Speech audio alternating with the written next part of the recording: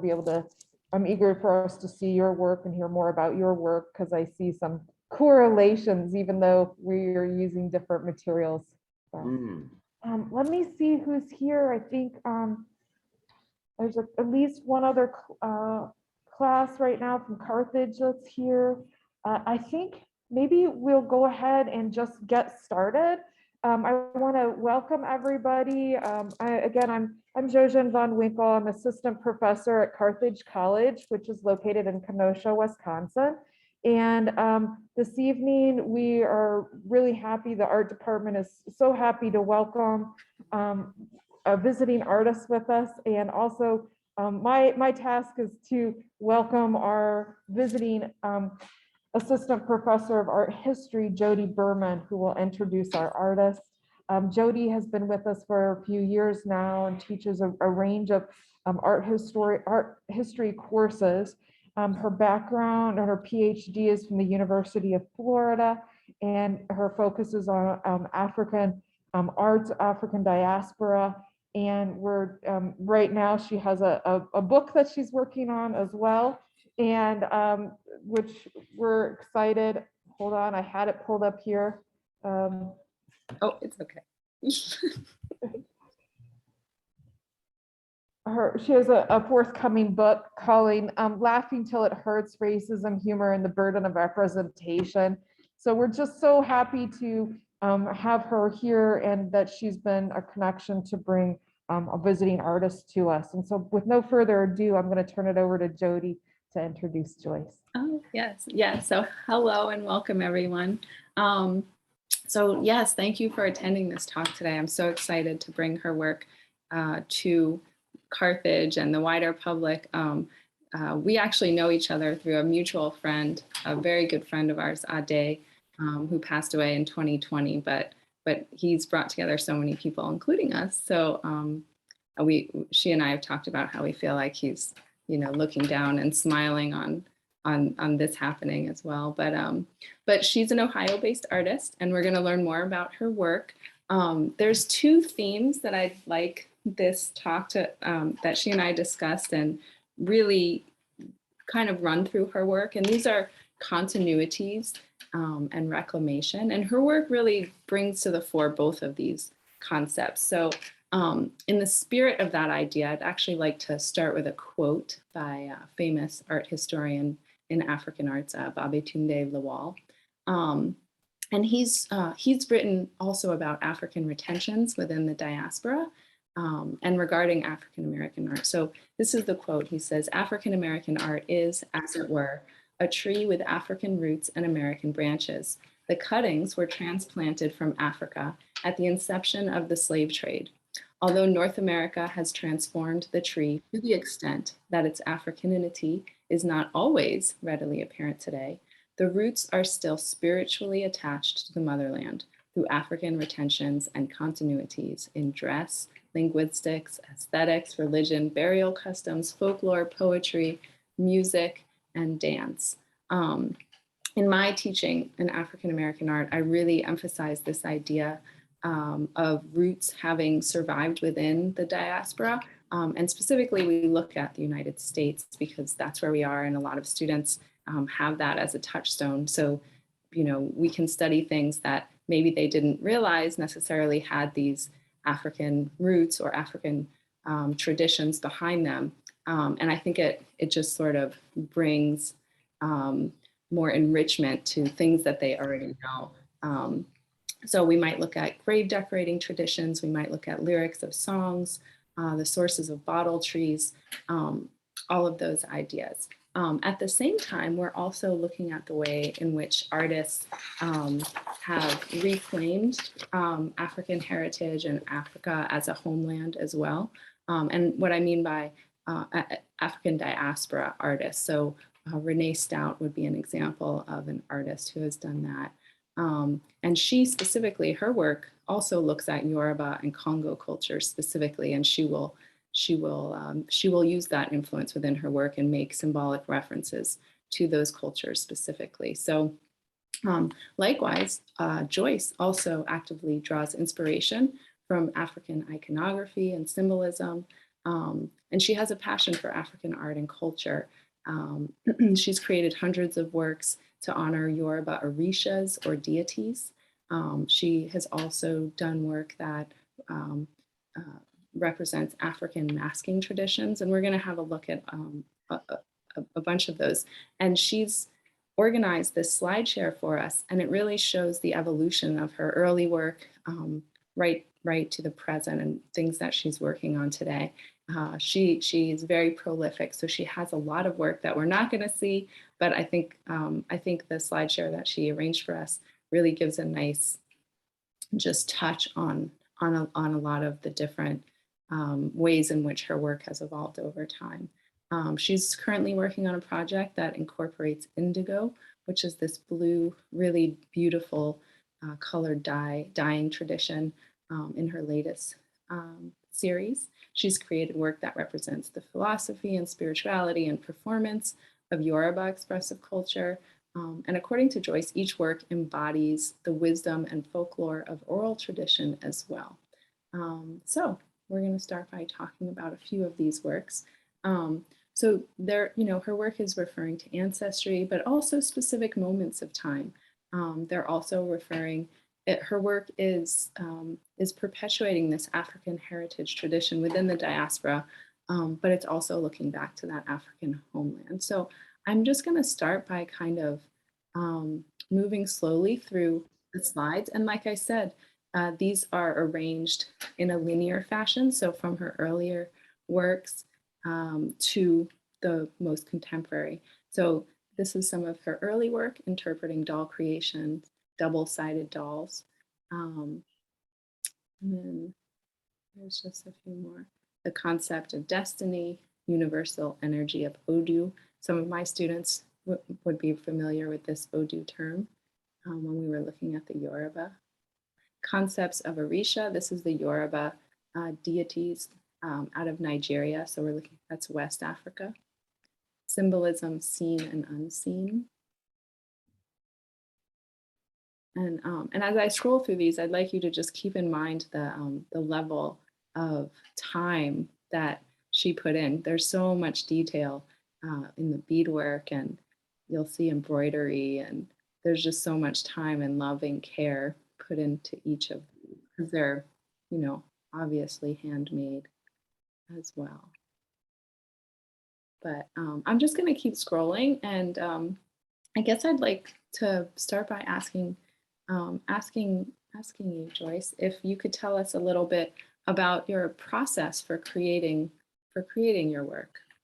Well, if I can start first by just being very thankful that, what you're seeing is only 7 years of work.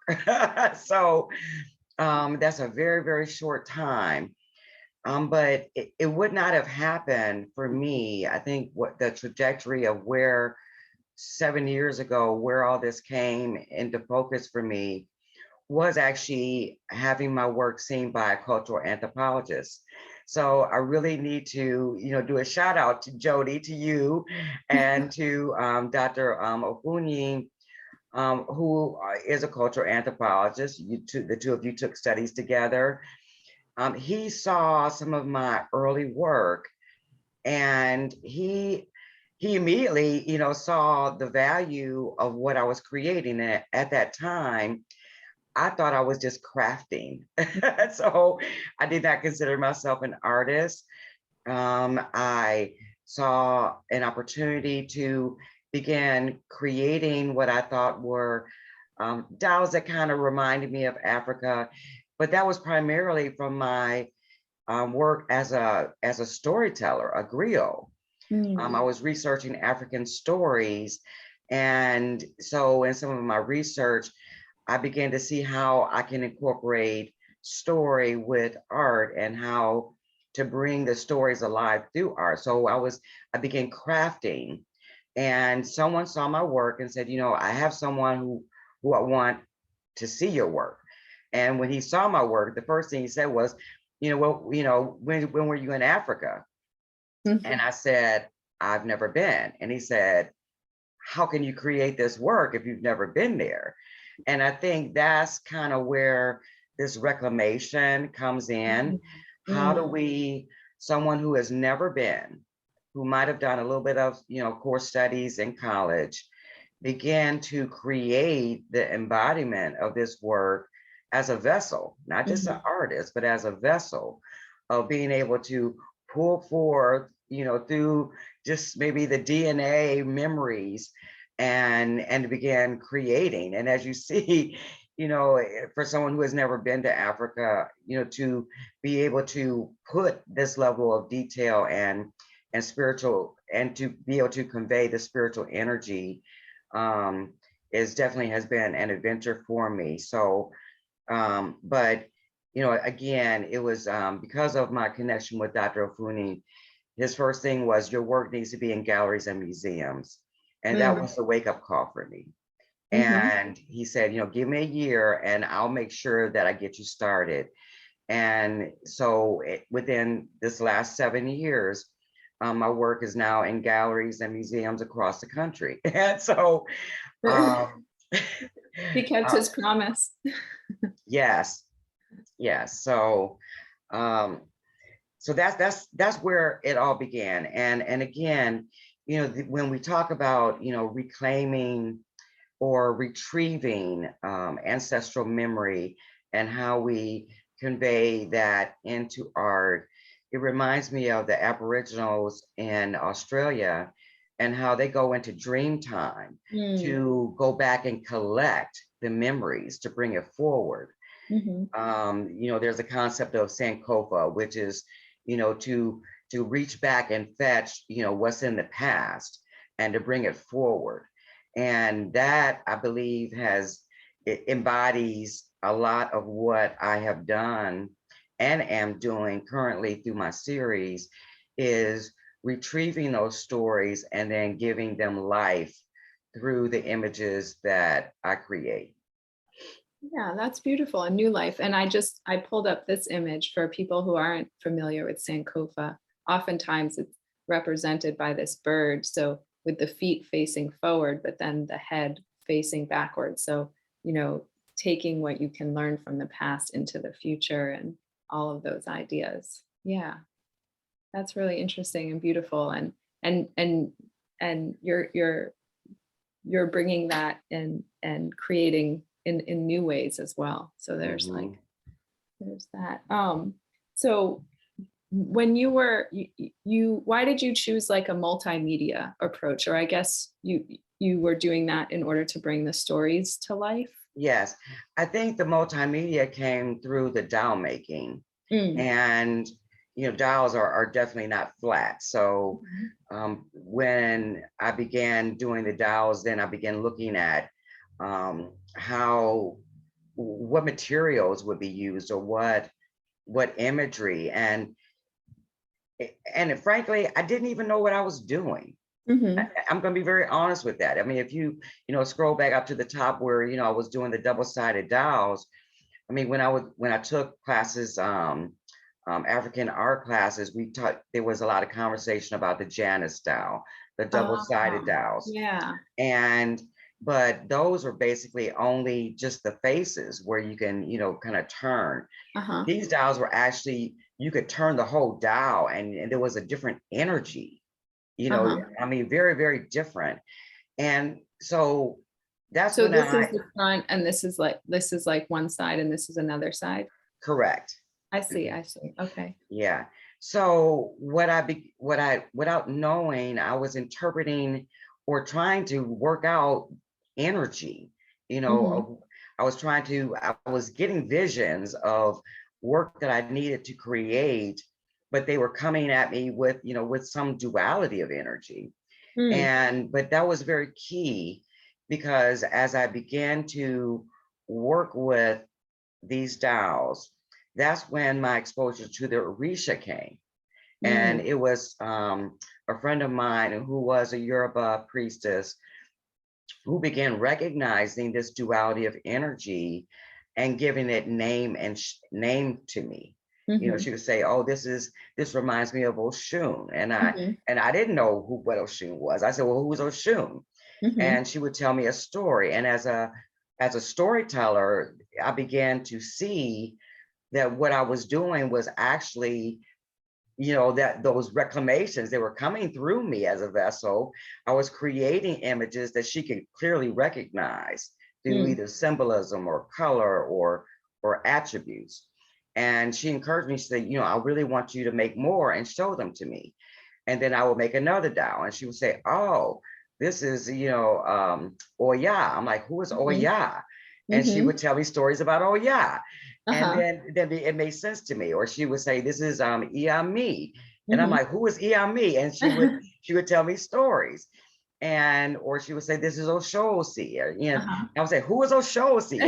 And it was actually a fascinating process, because if I did not have that encouragement, and as a storyteller, it became very visual for me.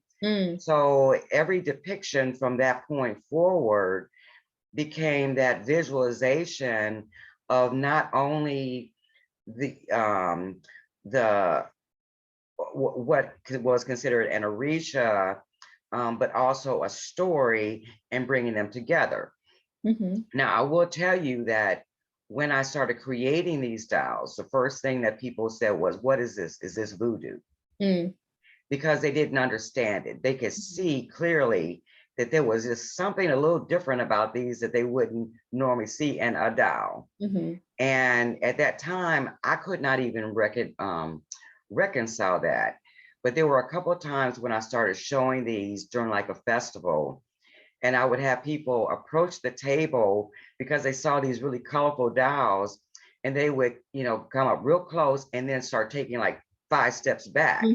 And I watched this like consistently, and I'm like, what's going on here? And what I realized is that they could tell that there was a spiritual aura around the work, and they did not know how to approach it or to embrace it. So they became fearful. And so that's when I began telling them the stories. I would say, oh, well, let me show you about this. Let me tell you about this one. This is Obatala. And I would tell them a story about Obatala. And I would do what my friend had shown to me. How do you begin to approach the work based on story and visuals? And by the time I would start telling stories, now I had a crowd around the table. And now everyone wanted to know, well, tell me about this one and tell me about this one. And that's when I began seeing that there's a folkloric essence about how we pull together, the griot and the artist. How do we bring that together, make the art more approachable, but also to be able to convey cultural tradition and cultural spirituality.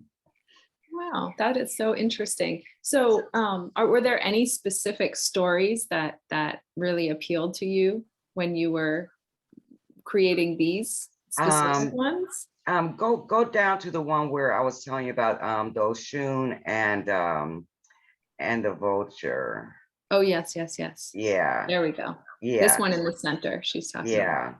So most people, and I'm sure your class, they may have heard the stories of Oshun, but for the Yoruba, every Orisha has what they call different paths, meaning that there are different times in which their energy or their essence has been transformed through a life event or something.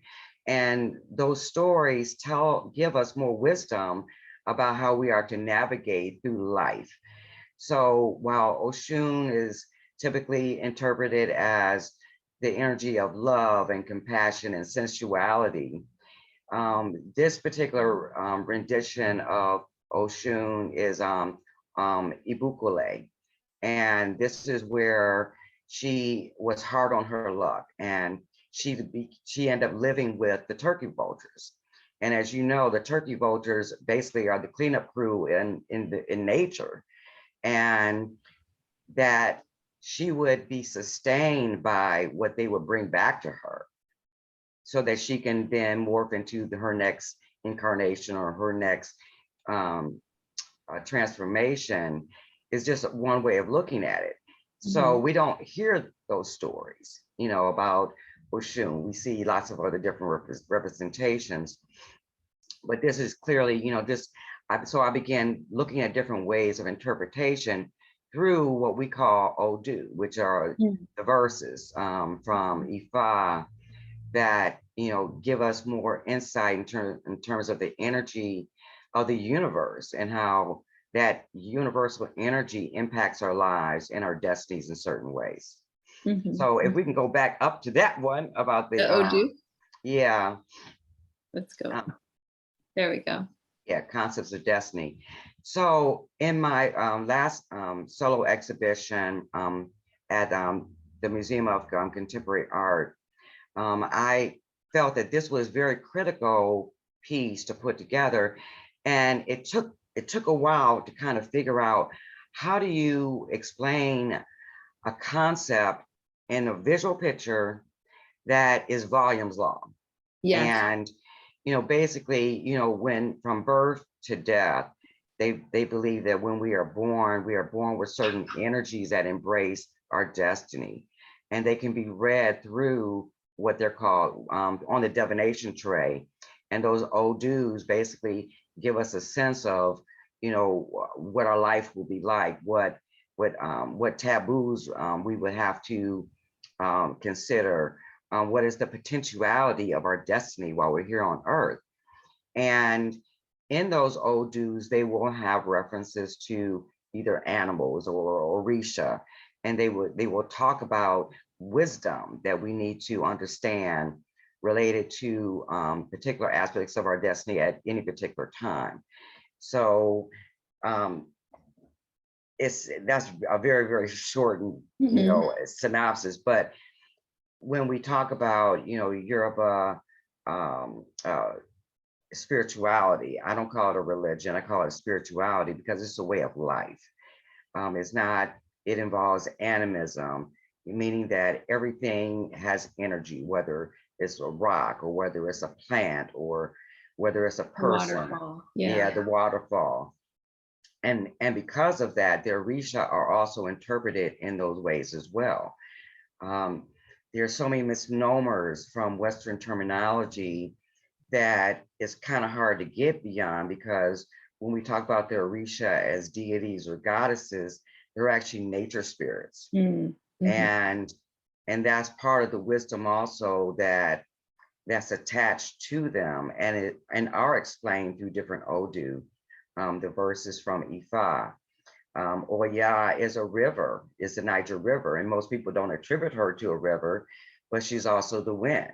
And the wind can be a soft breeze or it can be a hurricane. So that gives us some sense of that animism.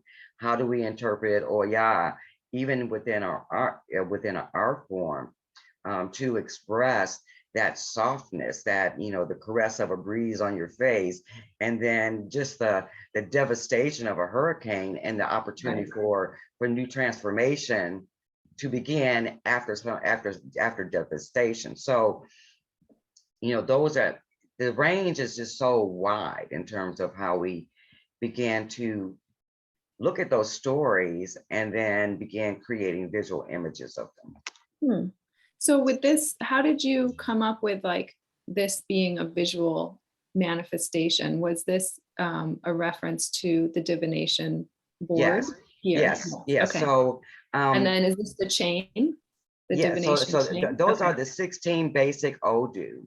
Okay. So the black part is like the universe, because they're universal energies. The divination tray becomes the portal for bringing forth those energies, and then those energies then impact us in a variety of different ways throughout our life. So where you see the elder woman holding the baby, that's a whole cycle of life concept of how the Odu. I see the baby now. Yeah. Yeah, but you can't really tell, but there's there's spirals of cross sections that she's mounted upon, and those are all those cross sections of Odu, which could at any time throughout our life begin to impact our lives. So the divination tray basically says, this is the energy that you're dealing with right now, and here's the wisdom behind it.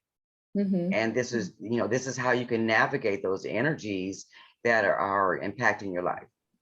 I love that. And I love even the way you've displayed it and how these kind of connect from here to here, and they sort of float. They look like they're, weightless.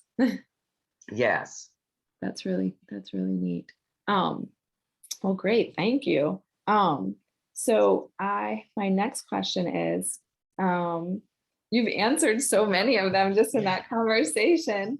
So in my own research, I'm also interested in how like artwork can be mobilized as a vehicle for teaching.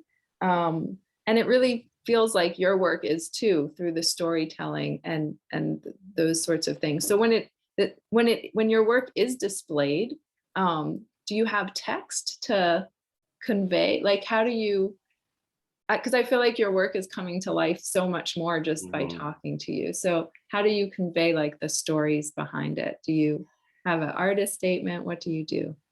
I have an artist statement, but whenever I'm exhibiting, especially if it's a solo show, I try to be present at least 2 weeks of that time. So if it shows up for a month, to be there to do audience engagement.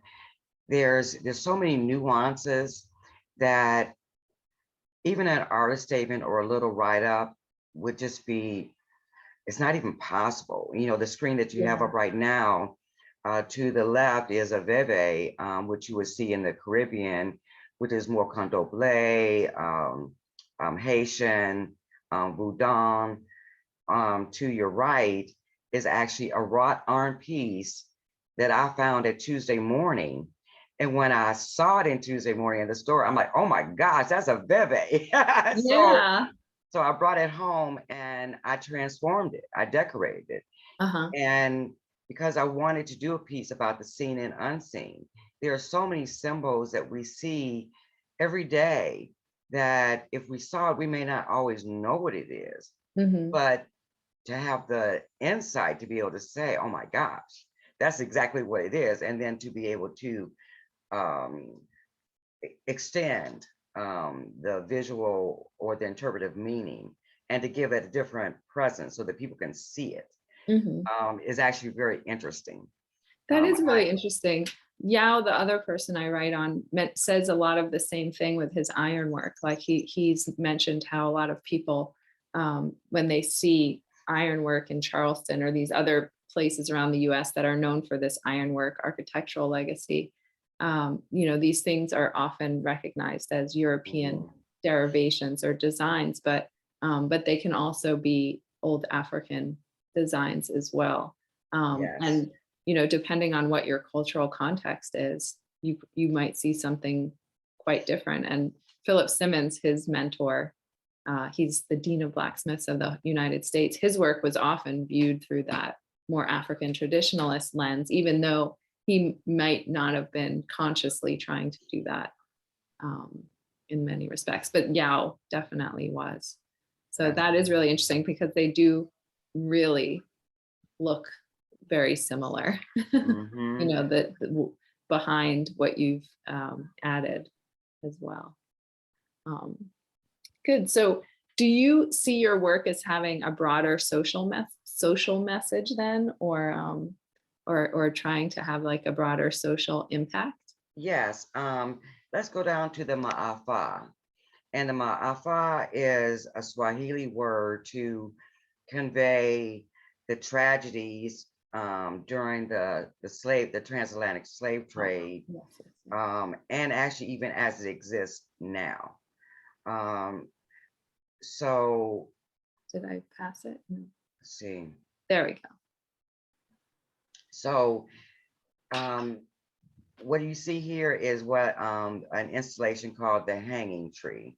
And I was invited to do this work as part of an exhibition that was talking about social justice issues. And this tree, there is no noose and there is no body, but the family has come to gather around this tree where a loved one had been hung. And in this exhibition, all around were pictures of lynchings and just the cruel violence. And with this being in the middle of the room, if people were to step back away from just the graphic nature of just the lynching history and then turn, they were left to stand with the family in compassion Yeah. and to see their grief and to find ways of establishing some level of empathy with the family. To me, that was very important when I developed this piece, because it was less about the lynching, but more about how do we deal with senseless violence. And on the tree, there are tags, and the tags went all the way up to the tree. And actually, that the tree was about 5 feet tall. Oh, You're wow. only seeing a portion of it. Oh, wow. Each tag had a county in South Carolina and the city and where and how many lynchings were documented. And there were quite a few. You're only seeing one side of the tree, but those tags went all the way up. And it looks like, are these like tapes of bodies on the floor? Yeah, what a crime scene tape. Yeah. So scroll down a little bit. Okay, so here again, some of the anthropomorphic trees. The one to the right is called the Weeping, and I did this piece early in 2020, right before the George Floyd incident, and I felt a global weeping.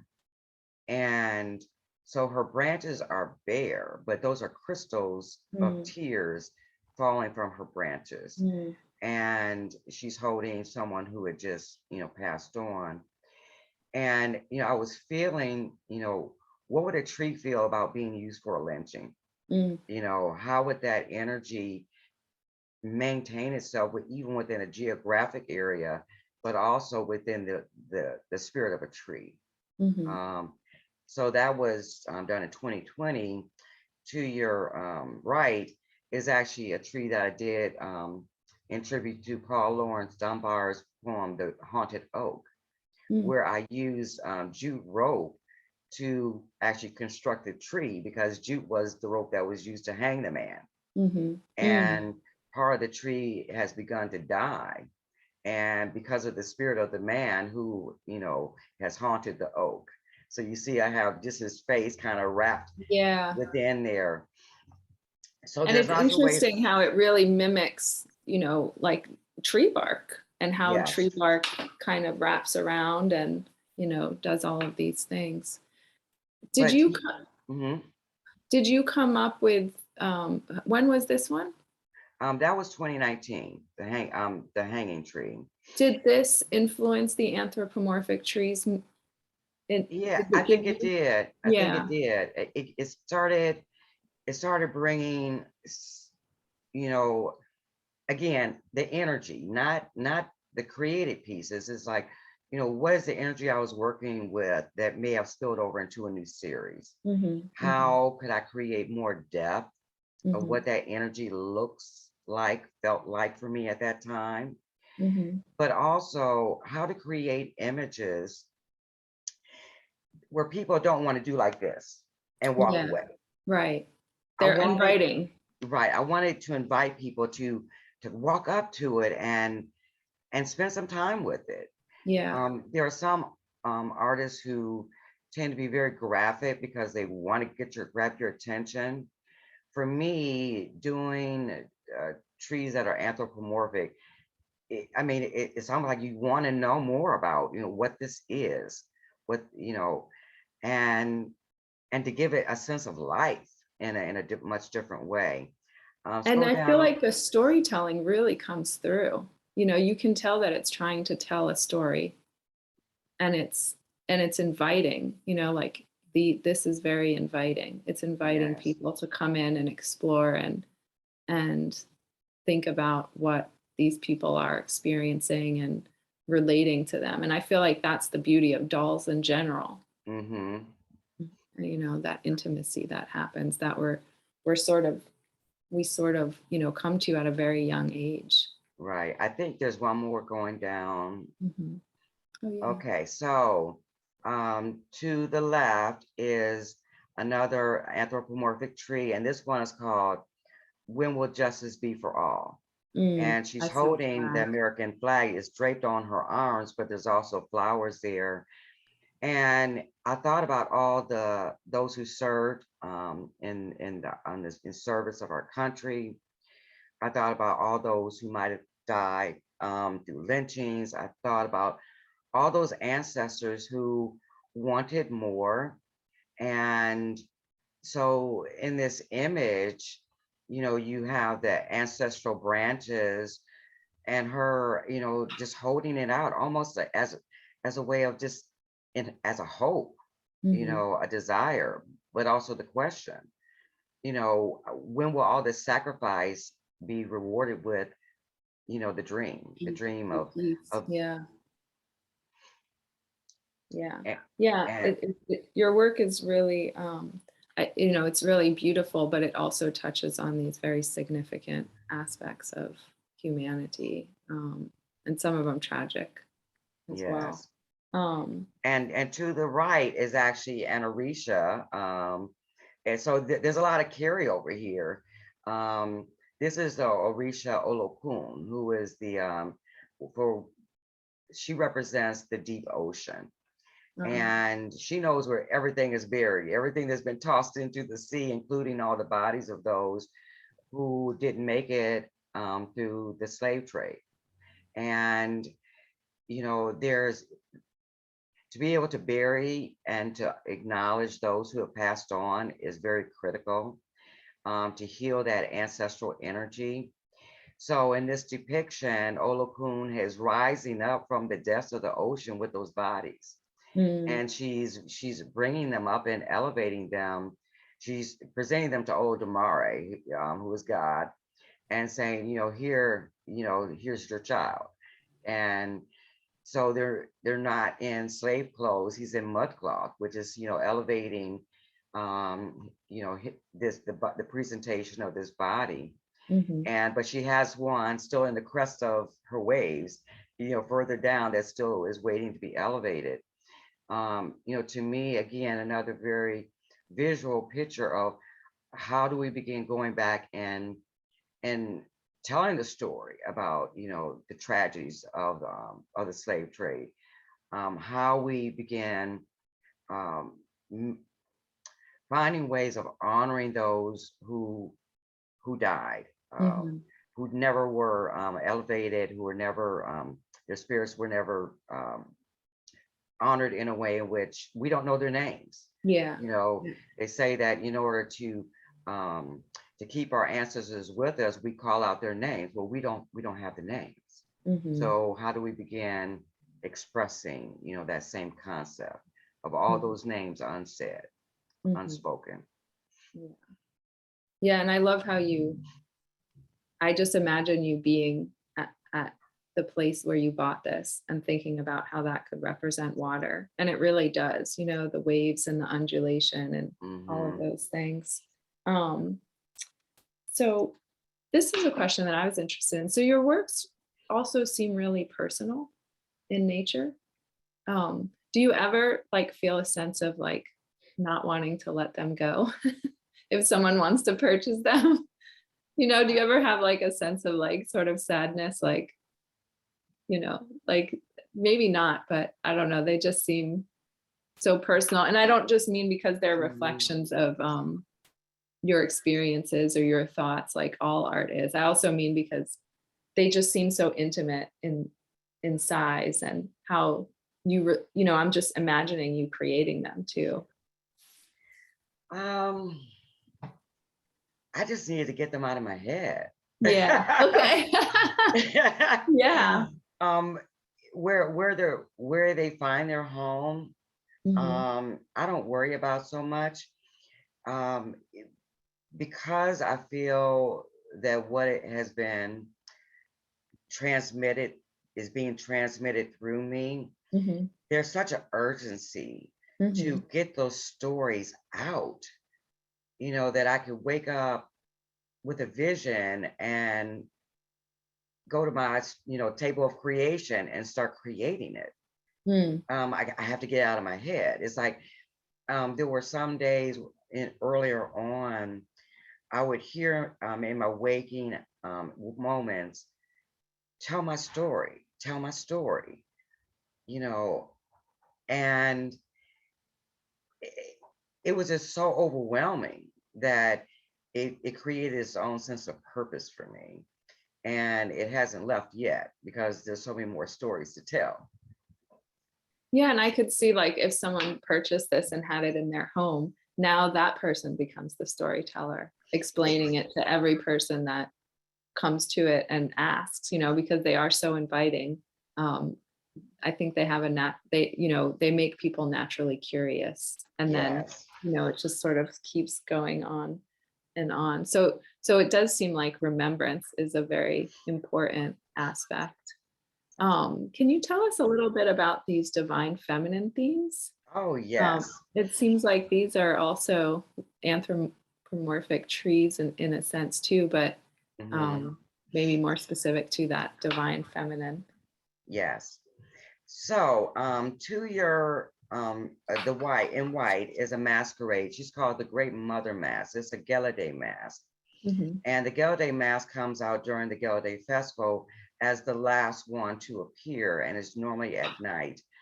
And the Great Mother Mask represents just a totality of energy, of not just feminine energy, but also how that feminine energy balances the weight of the universe. And so for me, that's extremely important to visualize and to show that first. But then on the other side, we have the Iami, which means our mothers. And the Iami, they say, can, there's an aspect that is very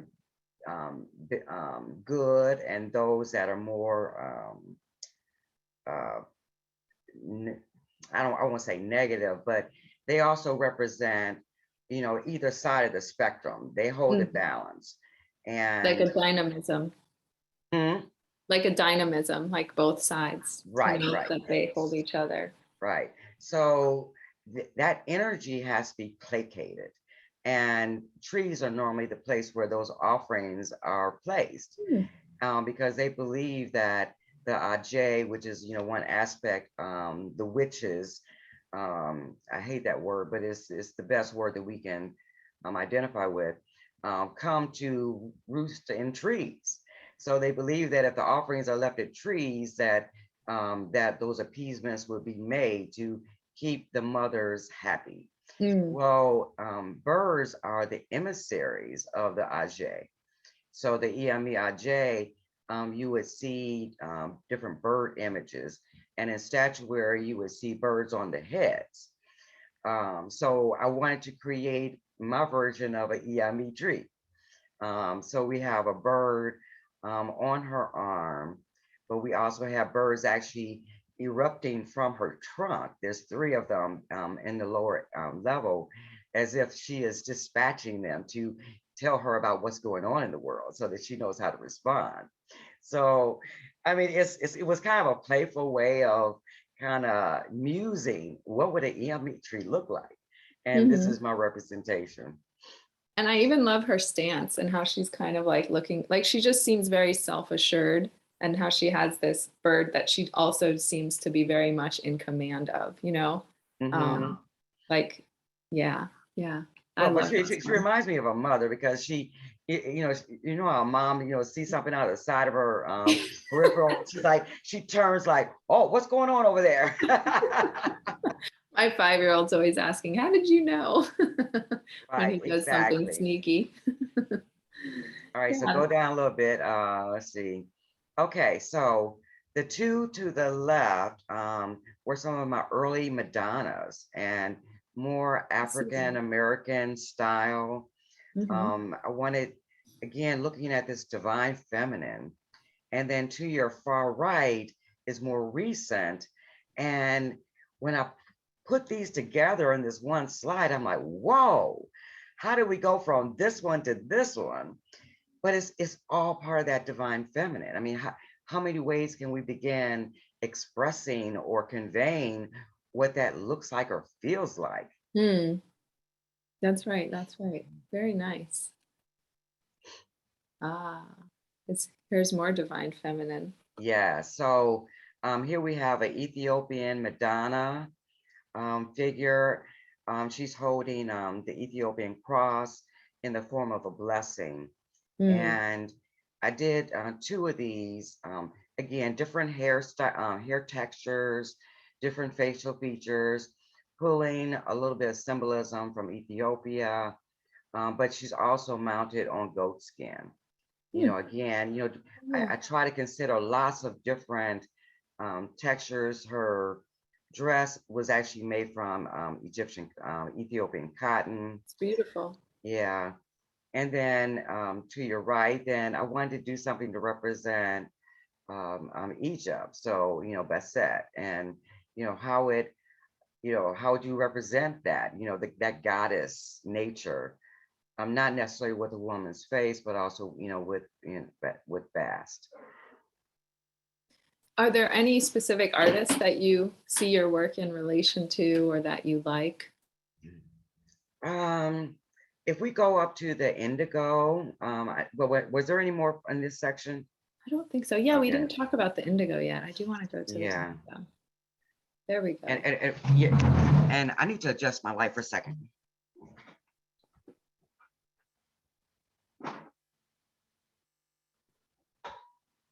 Here's the indigo series, Stories of Then and Now.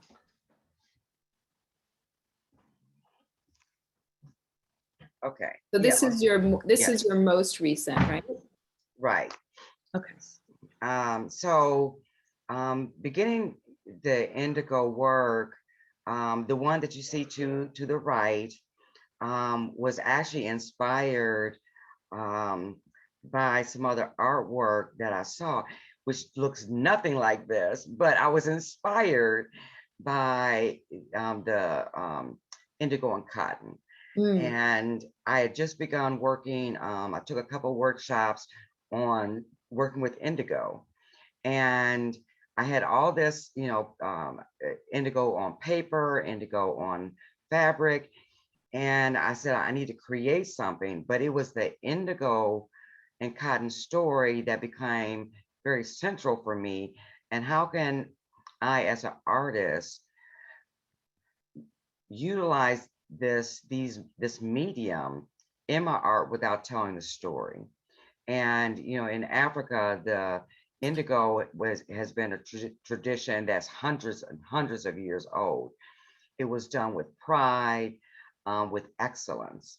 But once we were transported here to the United States through the slave trade, the travesty of being able to work in the plantations to produce indigo for Mm. profit without, I mean, the conditions were horrific. Between working on the plantation, working the indigo vats, the cruelty, but it was the knowledge that those that were enslaved had when they came here is what made the indigo industry very profitable here in the United States. I felt there was an obligation for me to create beautiful art so I could be able to tell that story. Mm. So the indigo artists, it sounds like, were of inspiration themselves, these historical artists that. Right. So oh no, go back down. I mean, go back up. Okay. So the one where to the right, the bust, the ancestors are on top of her head. Oh yeah, these Um, are figures. yeah. So that was the sense of pride of of what we had before coming to the United States, being in these horrific conditions. The pride was that we had the knowledge, we had the skills, we knew how to create textiles. So that still became part of that, the continuity of the ancestors that we could be proud of, Mm. um, so that we could be able to tell that story. Mhm. So but anyway, so that the to the left, is a piece of made from indigo. So these are my indigo cloth that made her dress, and the symbol there is Aya, and it's a Ghanaian symbol that represents perseverance and toughness. Mm. So, I use that symbol a lot in the indigo cloth that I dyed. So you can go now. You can scroll down. So did you dye this any of Yes. the cloth? Oh, wow. Yes. Wow. Yes. Wow. So you actually created the indigo cloth as well. Yes. Did you have to teach yourself how to do that? How did you know how to create? I took classes. Yeah, I hear Yeah. it's not so simple. No, I mean, there are certain techniques of dyeing. So Mhm. the one where you see the woman dancing, that piece of cloth, it's a tying technique that we use, where you use raffia. You put something inside the cloth and you use the raffia to tie around it. And Mm-hmm. then once you dip it in and bring it out, that becomes the resist. So when I opened up the cloth, I saw all those points of light. And I'm like, oh my gosh, those are spirits. Yeah. So I just use a little bit of pointillism to kind of highlight, those ancestral figures. And I knew then that this piece was going to be called Dancing with My Ancestors. So I Mm. created the figure. Yeah, so this is actually a curved frame because I wanted it to be embracing around her. Again, to look at the concept of the ancestral spirits and how they're always with us.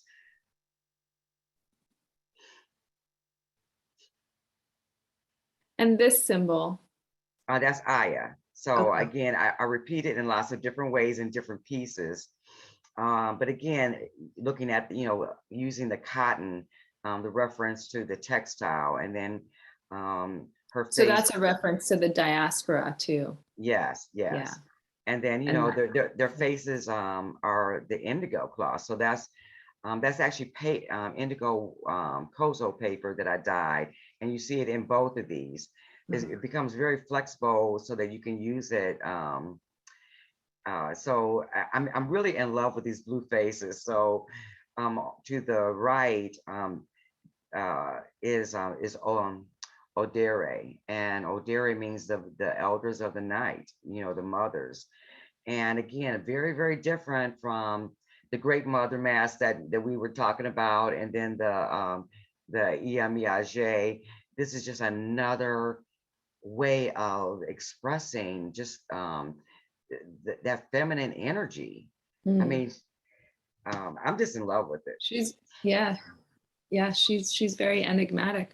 What is she what is she what's happening below? How is Okay, she? so this piece is meant to be hung because there's all those streamers go down 5 feet. Okay, okay, so it's quite big. Yes, yes, So it's like life size, really. yes, So then exactly. does it hang from here? Yes, Okay, okay. Wow. yeah. I want to see this one in person. Well, it's actually going to be on exhibition in coming up next month at the Sculpture of the Kavanaugh in Lake Charles, Illinois. Oh, wow. I wonder how far that is. I have to look that up. Yeah. So this one to the left, that African fabric reminded me of plantation fields. So I said, okay, this is another one that have to do with the indigo and cotton. Hmm. And Like you know, looking from like an aerial view? yes, Yeah. exactly. Hmm. All right. Well, I only think I have time for one more question, and Okay. that is, what would be your advice to an art student pursuing the field of art as as an artist? Would you have any advice for any students, or Uh, creating a body of work, or how should they find their inspiration? well, for me, I start with story. Um, and the stories again are transmitted in lots of ways: a dream, a vision, a book, you know, Visually, I- like what yeah, happened here, like an experience. right. And then find ways to work to convey that. As you see, I work in series. So when I'm Mm. doing the research, or as I'm exploring different things, begin looking at how you can build your body of work. But the art of story is critical. Even if you aren't there to talk about it, you want your work to carry a story, because that's where audience engagement comes in. And I think that's The where meaning. the impact is the most, is the Uh-huh. audience engagement. And I think that goes for all, like, abstract artists, like everything. That's where the meat is. Um, um, Great. And I guess I want to open it up. We only have a few more minutes. If we have any time if anyone wants to ask any questions. Jojin, anyone in your class or my class, just go ahead and unmute yourself. I see we have something in the chat, but it's not a question. So if anyone wants to ask any questions. I got one. Sure. Okay. So you call yourself a storyteller, right? Yes.